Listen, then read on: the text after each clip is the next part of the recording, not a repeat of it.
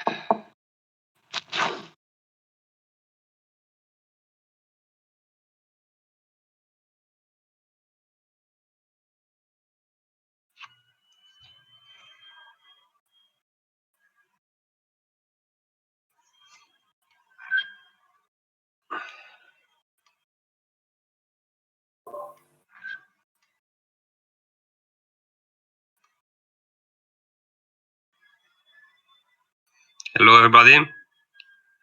Hello. To make it smoother, I will ask you to stay muted if possible and interact with chat only.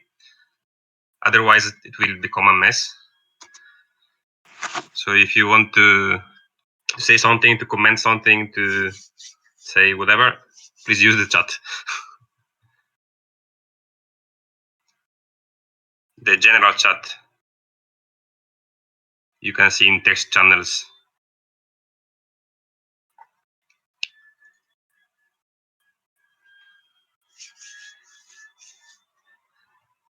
Should we wait some more?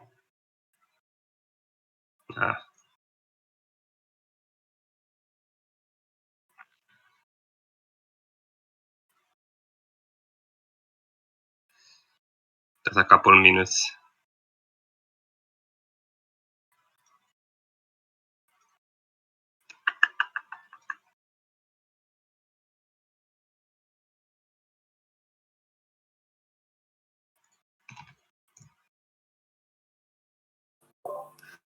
Excuse me, is there any special chat function here, or is it on the channel on Discord? Or because that said there's a chat somewhere?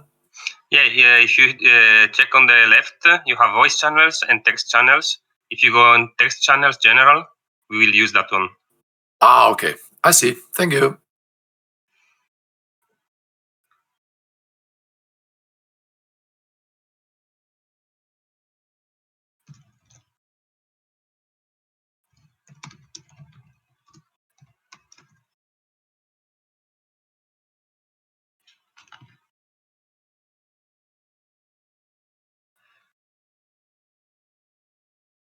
Yeah, okay. I think we can start.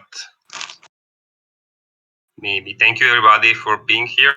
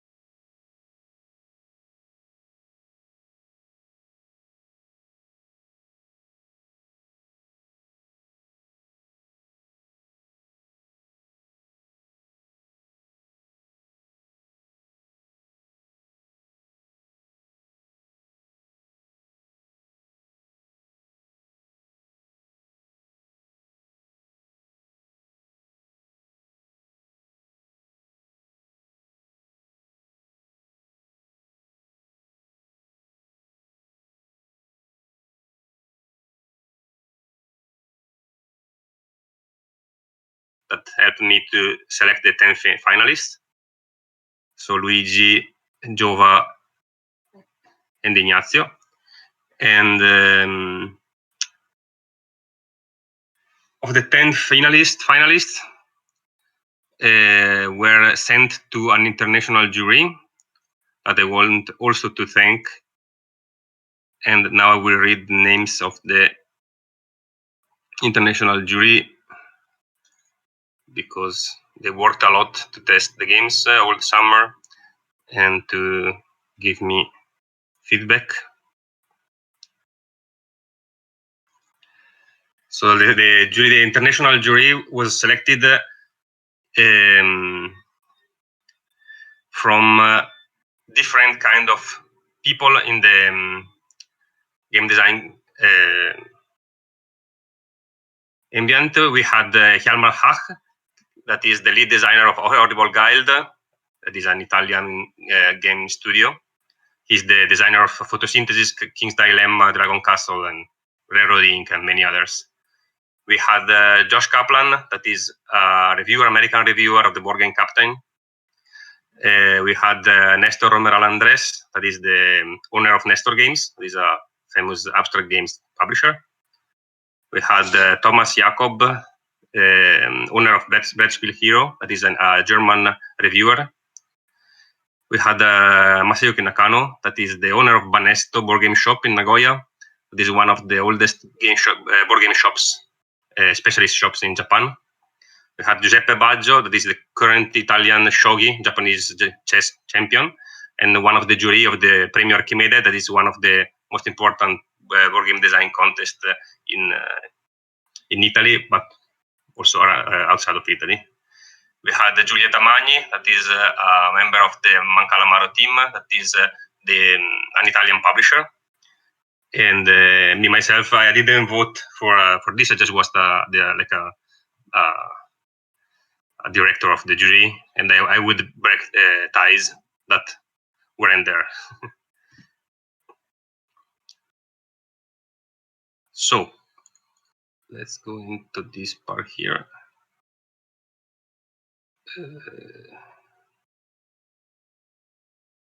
Okay, let's go back here. Okay, so now let's get into sharing my screen.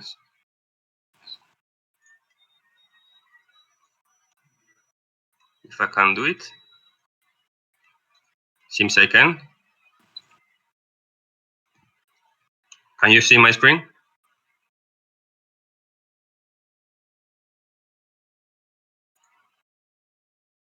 Wait.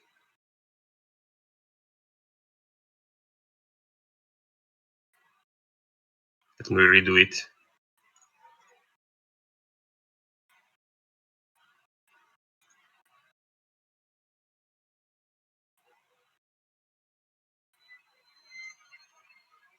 Okay, should be good now. Can you see my screen? But I don't check the chat. Okay.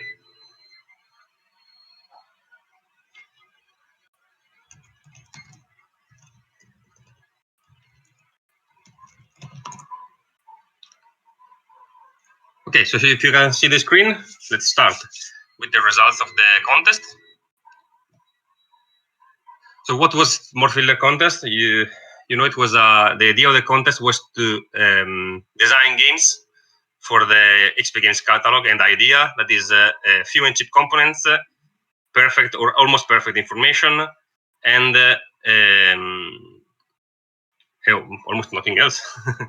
That was very, very strict rules, but also you could do a lot of stuff from there. You can still see my screen? Everybody's okay?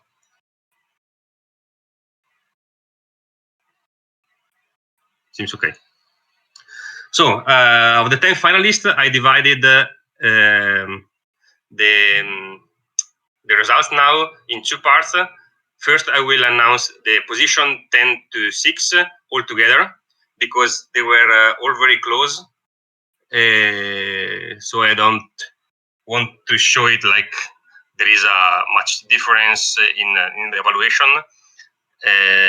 So the position from 10th to 6th place are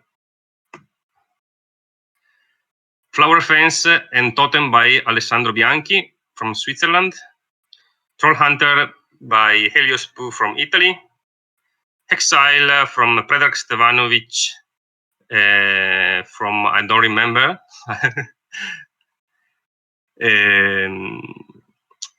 and Neighbor Garden from Karna Angelucci that I also don't remember where she was from. So all these games came into from 10th to 6th position.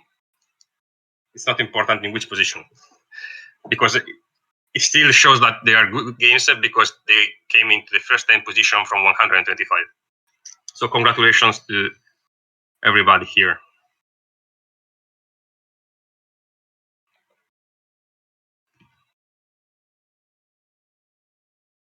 Then we'll go on with 5th position. We have Qubit by Daniel and Julian Danzer from Germany.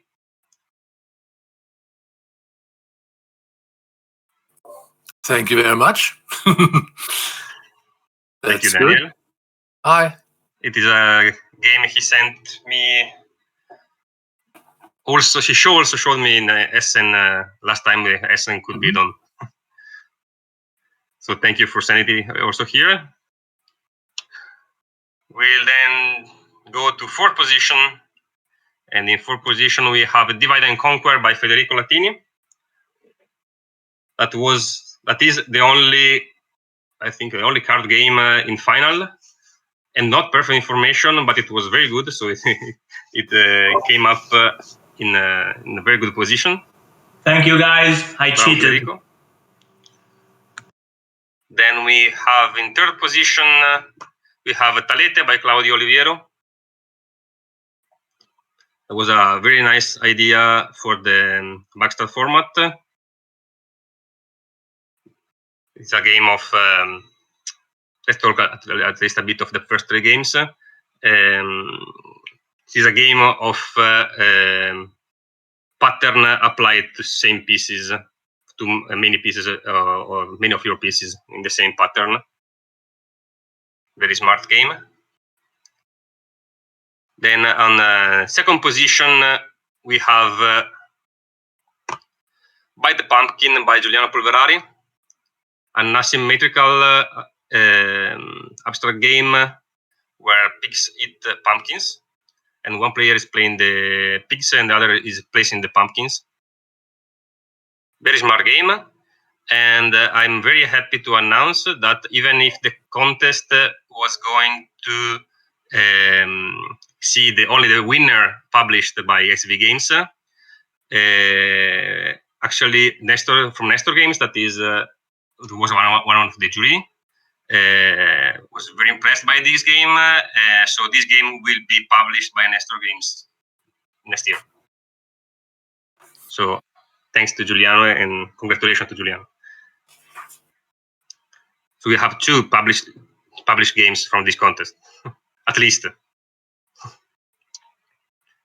because other games are still here. So I will feel free to show them to other publishers when if there is the occasion.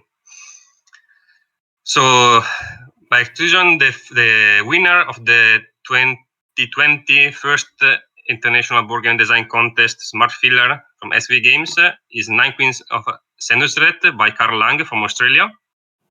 Congratulations, Carl. I will now try, if this system allows me, to invite in video so he can talk a bit about the game. I will just say it was a very smart game of placement and let's say area control, but in a very minimal way, and with a very smart thematical use of the D4 of the dice, the 4-faced dice. Cool. Thank you. And let me see if I can stop the sharing and invite in video Carl. Or stop sharing. Stop streaming. Okay. So now I will try to get my video and Carla. Carla, you can unmute yourself. Cool. Thank you, Marcelo. Congratulations. And if you want to tell us something about this game? Yeah, sure. So I guess I call it an area control game probably.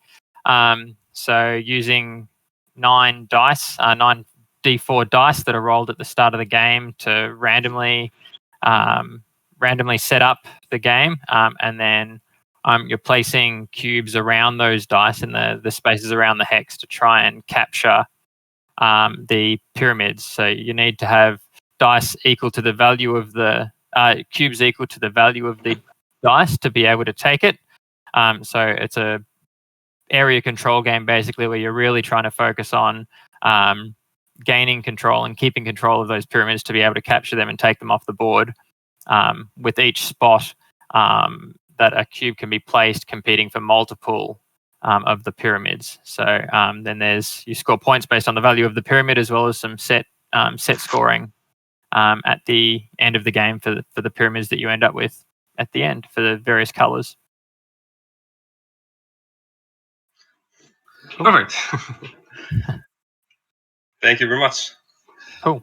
And congratulations to everybody else. Congratulations to everybody else also. And good. We're very quick. We have no additional content. Thank you everybody for joining the contest. We will try to make it another time also when it's possible. So the second place game will be published by Nestor Games. I think he's already working on it, so it should come soon in 2021. And the winner game, we are actually working on it now. So it should be published for Essenspiel 2021. If there is a Essenspiel 2021, we hope so. In case there isn't, we will find a way. But it should be published around the end of 2021. And after the publishing, probably we will get we start another game design contest. Perfect. Thank you very much, everybody. If somebody wants to say something, otherwise we can pass to the next part of the live streaming, that is talking with Andy Hopwood, that is the designer of Minleaf. This is the last game we published in the Bugstart line, where we publish like small abstract, and we're probably also the winning game of the contest will be published. So the format with the bag, the piece inside, and the board printed on the bag. And Minleaf is a very nice game. It was published in 2010, if I'm not wrong. And it was a very small production by Andy, but it won the best abstract game at the UK Games Expo in that year. But I will let Andy talk about it. And also the game is published and is on sale from today. So if somebody is interested, go check it. Let me unmute Andy. Andy, you can unmute yourself. I can unmute myself.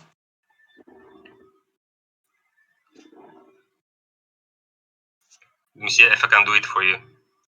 We cannot hear you, Andy. You have to unmute yourself. Is that me now? You have to click on the small mic.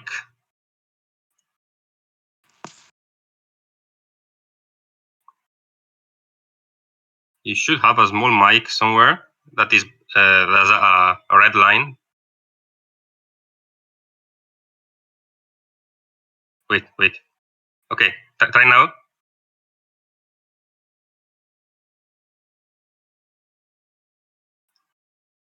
Can you try now? You muted yourself again. Try again.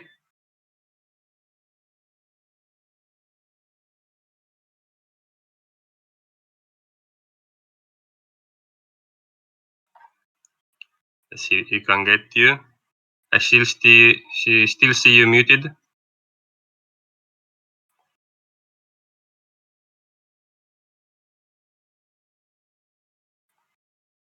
So live. Right click on the microphone symbol again. Okay, turn out. Okay, can you hear me? Can Yep. you hear me now? Got you. Ah, okay. Hooray! Finally. Hello. How are you then? Hello. I'm good, thank you. I'm good. So yes, you said it was a small production for the first for 2010. We actually made 10 copies of the game for that show. So that was a very small production, and it was in a production of 25, but we only took 10 to the show because I had no idea. It was just me showing the game, but then people kept coming and asking me for more games, so I had to go home on the Saturday night and make more. So we made 15 more copies, so more than doubled the production in that night. And You went sold out twice. But the interesting thing was that the judges of the expo came to me on the Saturday and they said, "You do know that your game is in the awards, right? And you do know that we liked it, and you should be asking the public to vote for you." And I was like, "Should I?" Because I'd never done a show before, anything like that. So yeah, the judges kind of really wanted it to win, I think. So they gave me a nudge in the right direction. So that was nice. And then I won. And then the award. This is quite nice. The award was drawn by an artist at the weekend. So she'd filled in most of it, and then she drew the name of the game and the name of the designer into it.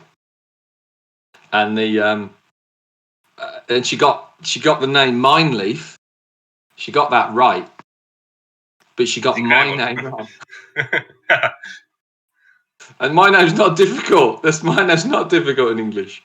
So so it's actually where on this part of the award here, where it's got my name just there's a piece of paper over the top of, so you can see that that's got a bit of paper over the top of it, like I've changed it. So yeah, so that was quite fun. But yes, I was quite overwhelmed by that. Did not expect that at all. It was I don't know.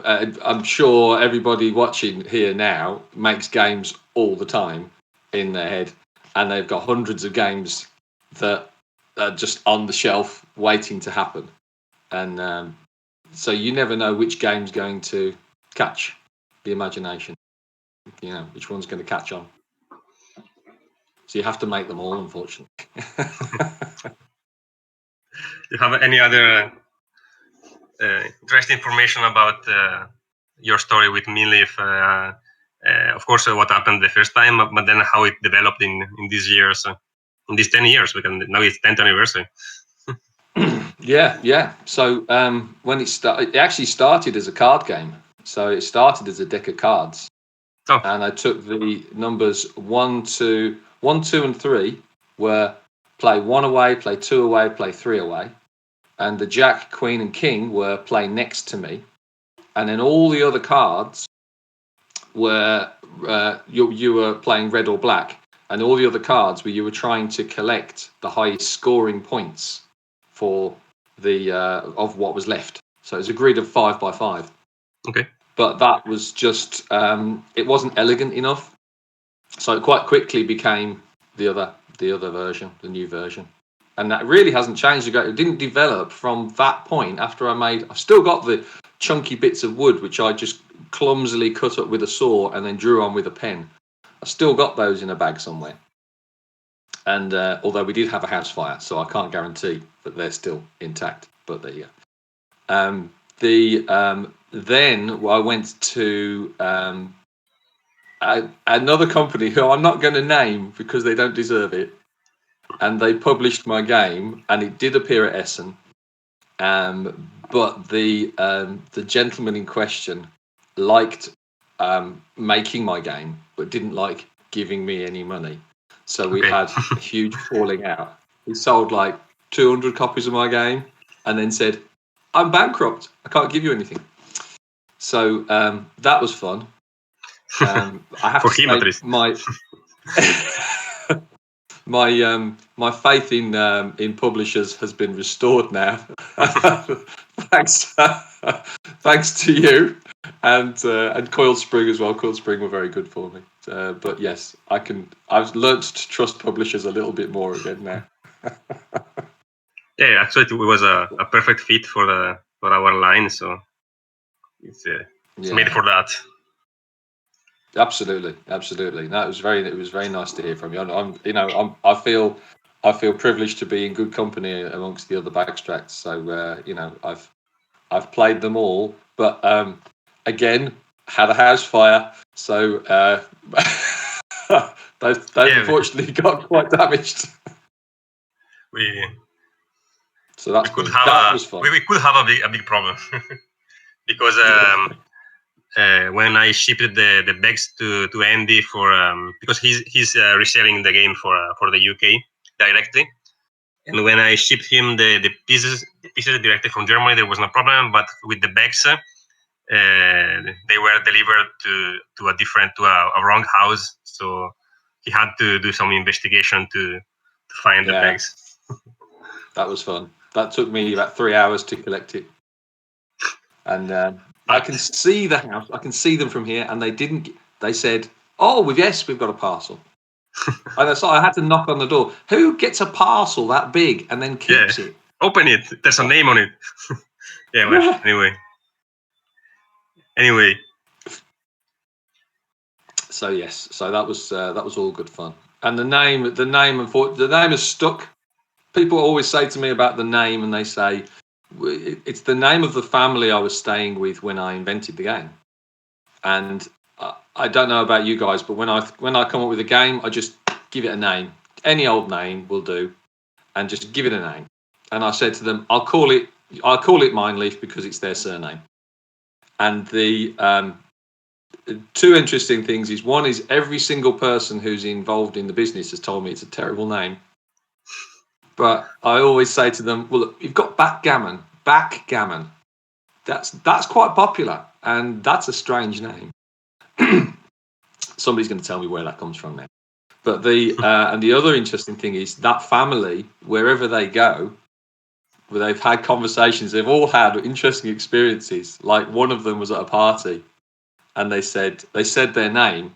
They said their name was Mindleaf, and this guy said, "Oh, I've got a game called Mindleaf," and then this girl was able to say, "Well, actually, that's named after me." So that's quite. Yeah, because it is a surname from the Netherlands, right? Say again, sorry. It's a surname from the Netherlands. Yeah. It is, and there's a big shout out there's a chap called Martin Mindleaf, who sent me a very interesting series of history of the name Mindleaf, including the coat of arms, which I'll send to you actually, Marcello, because it's a fascinating. There's an interesting symbol on their coat of arms, which could almost be, it's like a runic symbol, but it could almost be the diagonal meeting the straight. I just saw that and I thought that's hundreds of years old. Yeah. Nice. I'll send that all across to you. But yeah, and I have to say, I'm so pleased. I'm so impressed with the quality of the bags and the quality of the pieces. So I'm really impressed, Marcello. It's fantastic. Yeah, it's very quality. We got a very nice product, and and everybody we managed to stay pretty cheap. So that's also important with these kind of games. That we managed to stay pretty cheap in price. Yes, it is also important with these kind of games because of very expensive abstract games. There are many of them, but the idea is of XV Games, but other publishers like you with Mindleaf or like Stefan Spiel or other publisher, is to make small abstract cheap ones that also non-abstract lovers can enjoy and can buy and play with the family or whatever. That's true. That's true. It's got to be. It's got to have enough to keep people engaged, but it's got to be easy enough. And I think there's plenty of games that I appreciate, but at the same time, I know full well you've got to be a gamer to enjoy them. And I go out into the community quite a lot. Well, I used to when I was allowed.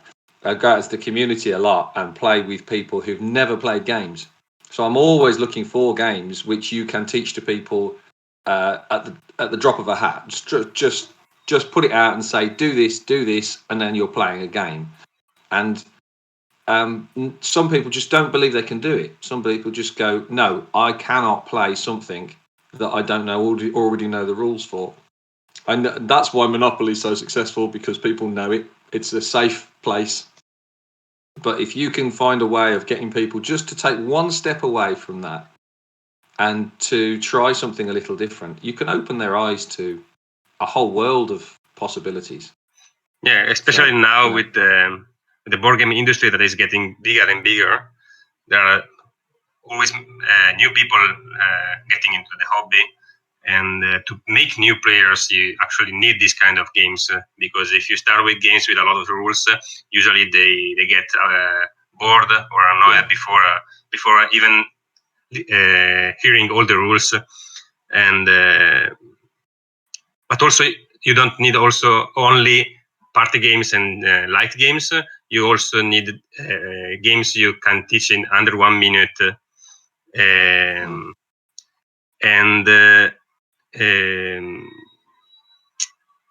But still give you like a strategical feeling, an idea you are playing and winning with your ability, with your strategy, not just throwing some dice together.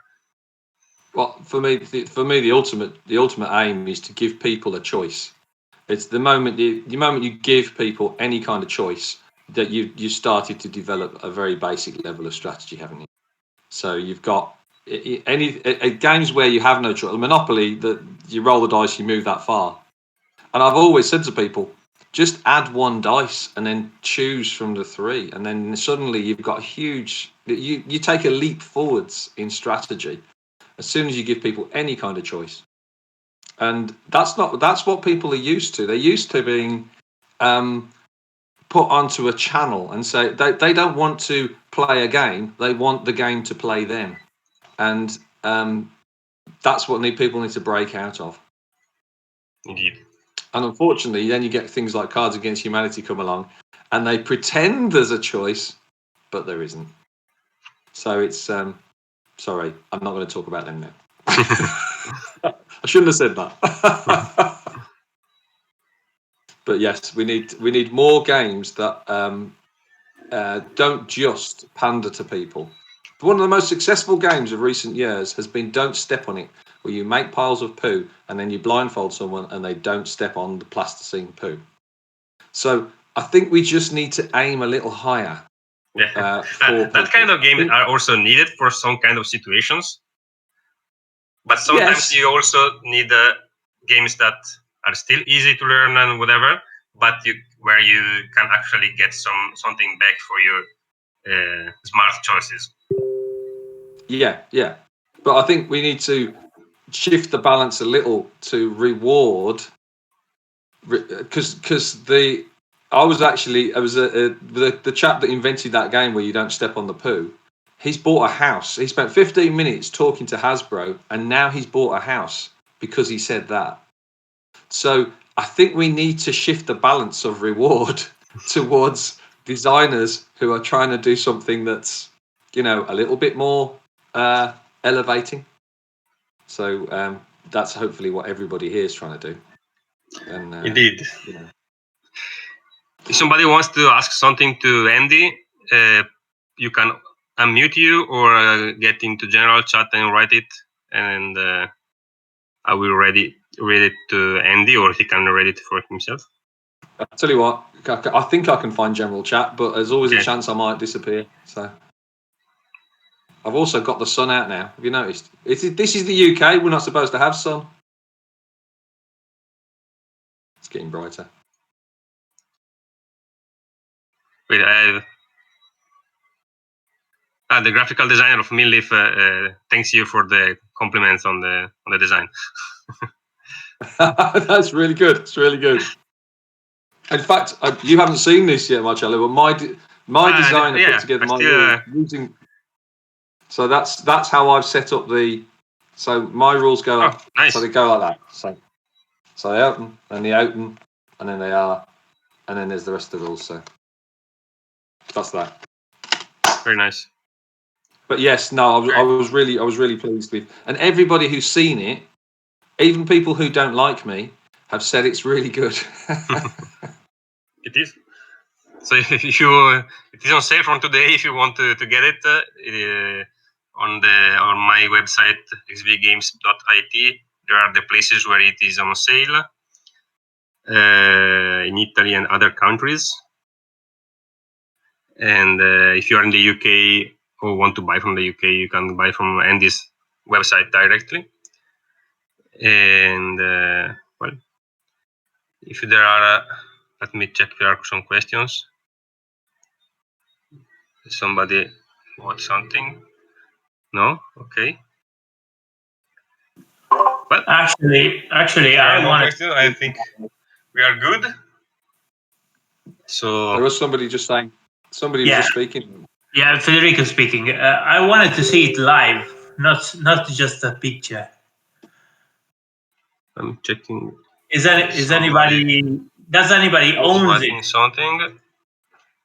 Oh, Do you have a copy? I've got about 400 copies downstairs, but they're all in a big box. Shite. And I can go and get someone. I can go and get the pieces. oh, I can get them. Wait. There we go. I knew Marcello would have one. Look at that. There we go. Look at that. That's cool preparation. I got it near me. So shall I explain how to play Mindleaf? Yeah, sure. Would you like me to explain? Yeah. If I can do it. While you do, I show the pieces. Okay, I can explain it in 30 seconds. But Go. so each piece has a power over where your opponent can play. So when you put down the straight, for example, the opponent has to play in a straight line from that space. And each piece each power only lasts one turn. And you're trying to make lines of 3 in your colour. So you've got the straight, which says straight lines. You've got the diagonal, well done, which goes in diagonal lines. You've got the puller, which pulls you towards that piece. You have to play next to it. And you've got the pusher, which is still in the bag. This is very good, Marcello. You're doing a great job. You've got the pusher, which says you may not play next to me, you must play away. So it's straight lines, diagonal lines, close and away. And you're trying to play noughts and crosses, trying to play tic-tac-toe, trying to make lines of 3, but it's not the first to a line of 3. So you can sacrifice a line of 3 for a better position. And if you play in such a way that the opponent can't go anywhere, so if you put a diagonal down and all the diagonal spaces are taken, then they have to pass, and you can go anywhere you like then. And you play until one person's exhausted all their pieces, and the other person gets one more chance to play. And then you count up to see who's got the most. That wasn't 30 seconds, I know that. But Marcello was going slowly. For those who know it, it is a very similar concept to Okia or Nia from Bruno Catala that came after this game. So maybe Bruno got some inspiration from Minleaf. And yeah, it is the new backstrat. We are now at 5 backstrats. Everyone has the same bag, brown bag, and everyone has different color for the strings here and for the design. We are now at 5. I'm planning to publish 1 for each color, so at least 3 more for the primary, secondary, and black and white. And then I don't know what I'm going to do because I think I have no more colors, but I will think about it. I've Then you move to planned boxing. already. You go to Sorry. Then you go to boxes. Then I will get back to box. No. Maybe then I will change the games in other colors. And the next ones are already planned. The purple one will come next year and will be Anansi, A Dance of Spiders by Yusuke Sato, a Japanese designer. And then we will have another one that will be the 9 Queens that won this Smart Filler contest. And then we will see. So if anybody else has no questions, we can just stop here. And thank you again, everybody who participated. Hope to see you again in next contest. And I hope you will send again your games. Or that you find, in the meantime, another publisher for them. And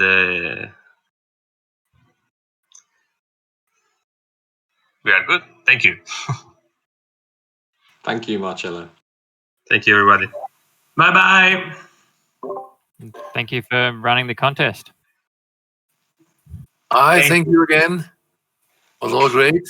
Thanks a lot. Thank you, Daniel. Stewardess, no whatever.